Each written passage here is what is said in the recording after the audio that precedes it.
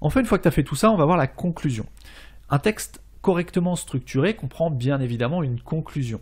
Et cette conclusion devra résumer le contenu des différentes parties de ta rédaction. Pour plus d'efficacité dans l'optimisation de ta conclusion et donc dans ton texte en général, et afin d'éviter la répétition des termes que tu as déjà évoqués dans tes différentes parties, le résumé, donc ta conclusion, doit aussi faire appel aux synonymes des termes phares de ton texte. Par exemple, si tu as déjà utilisé le mot habitation, si tu parles d'habitation, que tu vends des biens immobiliers ou je ne sais quoi, si tu as déjà utilisé habitation dans tes différentes parties ou dans ton introduction, eh ben, tu peux utiliser des synonymes comme habitat, logement, maison ou encore appartement dans ta conclusion.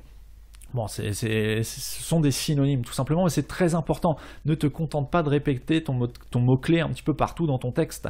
Google ne comprendra pas mieux que si tu enrichis ton vocabulaire.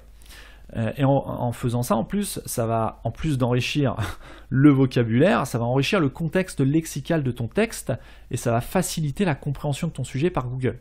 Donc mieux vaut utiliser, comme on vient de le voir, des phrases courtes avec des mots correctement choisis que de répéter de nombreuses fois une même expression ou un même mot-clé comme on pouvait le faire il y a quelques années pour référencer un site internet. Aujourd'hui, ça fonctionne probablement encore parfois, par contre Google sait le reconnaître et sait aussi te pénaliser pour ce qu'on appelle le keyword stuffing, c'est-à-dire que tu vas bourrer ton contenu de mots-clés de façon à influencer artificiellement ton positionnement dans les résultats de recherche de Google, dans les SERP, et ça Google n'apprécie pas du tout, alors que si tu enrichis ton vocabulaire, Google déjà le comprendra très très bien et tu jugeras probablement comme beaucoup plus pertinent qu'un site qui se contente de répéter 50 fois le même mot-clé.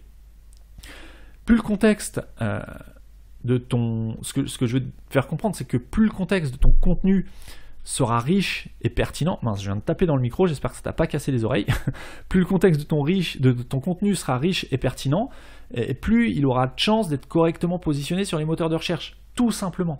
Bien évidemment, plus un texte est bien positionné, eh bien, plus il reçoit de trafic, donc plus il a de lecteurs, de visiteurs, d'utilisateurs, et je te le donne en mille, c'est exactement ce qu'on veut. Donc tu as tout intérêt à travailler tes textes, tes rédactions, et à le faire correctement.